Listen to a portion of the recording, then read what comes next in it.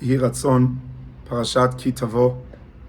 When we open up the Parsha, we see that there's a lot of conversations, speeches, known as Mikra Bikurim, that we speak about the bringing of the first fruits, and Vidui Masrot, that we admit to Hashem that we've brought all the gifts that we need to bring.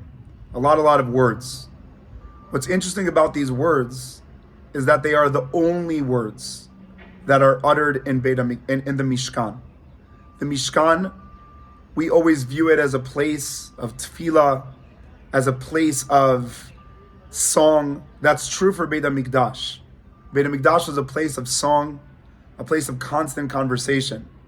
The Mishkan had Mikra Bikurim, Vidui Masrot, and Birkat Kohanim. And except for that, it was silent. What is so important about these words? Why were these the words that were uttered? And I think the idea is that you have something external like food. And we can easily think that the food is the story, the beginning, and the end. But actually what we do is we tell a story. And we tell what went on within us before the food. And therefore the words express the inner world of a person, and the food express the external extension from the story. And what happens so often is that we forget our words. We forget the power of our words. We forget the ability of what a word can do, that it can express what's going on inside. But one of the scary things that have happened in the world that we live in is that cursing has become normal. And the scary thing about cursing is that we divide between our inner soul and our body with the words that should have been the opposite. Words are supposed to show that our soul directs our body. And cursing is when our body is directing our soul. And what happens in that experience is the opposite of having a story that comes from inside, but that we're controlled by outside.